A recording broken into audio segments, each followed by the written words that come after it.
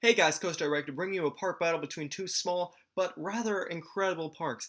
Both have a great lineup of coasters and as well as an amazing water park. Both of them each have an incredible water park.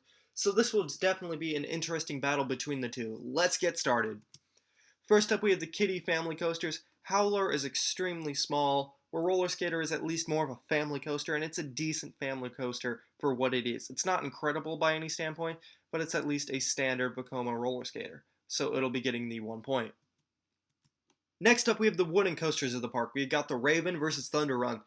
Both of these are rather good coasters, however, Raven is just a much better coaster overall, using the terrain and going over by the lake in just a ton of incredible airtime. Thunder Run is definitely one of DenCorp's best coasters, however, Raven is just a overall fantastic ride, especially at night.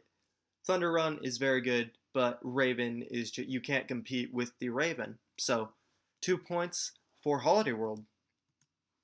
Next up, we have the new coasters. Thunderbird was added to Holiday World in 2015, and Storm Chaser was added this year, 2016, to Kentucky Kingdom. Both of these are fantastic rides. Thunderbird has a great launch, and it's a great wing coaster, my favorite personally. And Storm Chaser is an incredible RMC. May not be the best RMC, but it is still better than nearly all other RMCs out there. The drop is fantastic, and overall it's just airtime packed, and the inversions are rather fun. So the 2 points will be going to Storm Chaser. Thunderbird just cannot compete with this one. It's a great ride, but it just cannot compete with an RMC. So 2 points to Kentucky Kingdom. Next up, we have the absolute airtime machines of the parks. These are dedicated on getting you out of your seats. Pretty much the entire ride, your butt is going to be out of the seat. So, which one will be the Voyage or Lightning Run? Both of these are fantastic rides, Lightning Run being an extremely smooth coaster, but it is a little bit on the short end, where Voyage just takes you across the entire other side of the park, gets you all the way out there. And it also duels a little bit with Thunderbird now, which is extremely cool. And it interacts with Thunderbird a lot, and it goes out into the woods, and it's an extremely just, it's a voyage of a ride. Both of these are very good coasters, and they're neck and neck. However, I will have to be giving the 3 points to Holiday World with the Voyage. Holiday World has one extra coaster that is unlike anything that Kentucky Kingdom has, that being the Legend, another CCI coaster, and so they will be getting 2 points for it.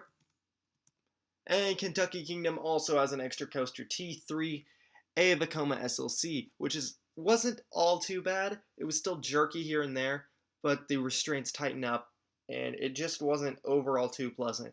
It wasn't as bad as I was expecting it to be, but they will be only receiving 1 point for this coaster. Next up, we have the water coasters. This is a little bit of a matchup people aren't usually normal to expecting. We have Wildebeest versus Deluge. Yes, Kentucky Kingdom has their own water coaster. However, it is not nearly as good as Wildebeest. Wildebeest being the second longest water coaster in the world, only behind Mammoth at this same park. Wildebeest is full of absolute airtime, and Deluge is also full of some great airtime. It's just not as long as a ride, and it's not, I wouldn't say, as fun of a ride as Wildebeest. So 1 point will be going to Holiday World with Wildebeest. Next up, we have the drop towers. Both of these aren't too incredible, with Liberty Launch being an extremely small SNS tower, with Fearfall being a Larson tower, which actually is a really good drop for its size. Neither of these are that tall. They're only about, I think Liberty Launch is only about 80, 90 feet, where Fearfall is a much better ride.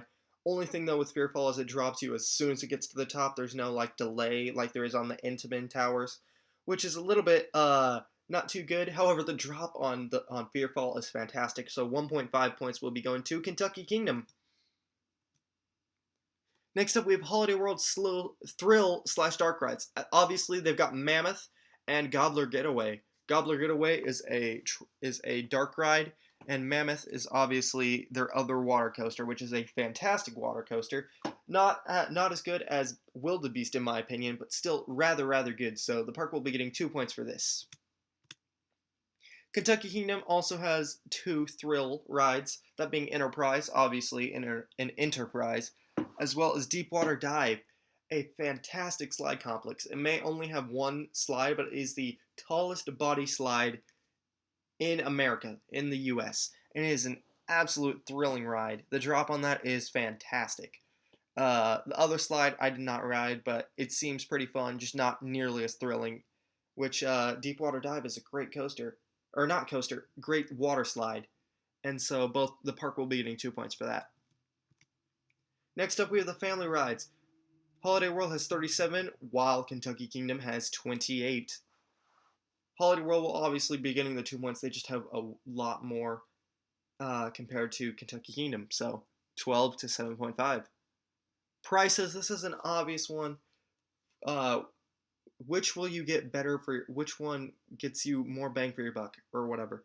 So we got obviously overall, just especially in the season pass area, it is much better to go to Kentucky Kingdom. $60, and especially if you're an Indiana and I believe Tennessee resident, definitely Indiana, you get 2 days for $30. That is a really good deal. Whereas the daily ticket isn't too bad with Holiday World, it's actually rather good, especially with the free drinks. But with the 2 days for $30, you also get free drinks at Kentucky Kingdom, which is a great deal. So obviously, 2 points will be going to Kentucky Kingdom. Next up, we have the appearance of the parks. This one is an obvious just comparison. Holiday World has a lot of shade. It's built into the woods in a lot of sections. A lot of coasters go out, especially Raven and Voyage. They go out into the woods, and a little bit of Thunderbird. Thunderbird's a little bit more cleared out, and it's just a much more friendly, atmospheric park. Kentucky Kingdom is pretty good. However, it feels like a Six Flags park still. A lot of the sections feel like Six Flags, and to an extent, that's not much of a bad thing. It's just not nearly as good as the small park charm that Holiday World has. And Kentucky Kingdom is also a small park. It's just you can definitely feel Six Flags in the areas. Like its newer areas feel like it's going back to the small park charm. However, Holiday World just capitalizes on that a lot more.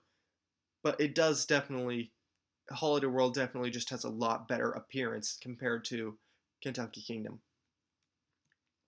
Next up, we have the operations, and I'd say the parks go about hand in hand as about how good of operations they do. They both could improve a decent amount. They're running one train on Storm Chaser. I didn't know if it was just a problem with the train, but Lightning Run they had decent operations, not too great. And T3 they had a little bit substandard, and Thunder Run obviously only having one train wasn't too great at all. But lines weren't too long at all when I went that day, so not too much to complain about. But overall, both parks are about the same in operation, so both parks will be getting 2 points for this. And the winner is Holiday World and Splash and Safari. Both parks are absolutely great and definitely worth a visit. However, Holiday World just manages to edge it out compared to Kentucky Kingdom. Kentucky Kingdom is definitely hitting back, but they still definitely need to gain a lot of ground and need a lot of improvements if they want to compete with Holiday World. So, thank you for watching. Make sure to like, comment, favorite, and subscribe. And as always, keep coasting.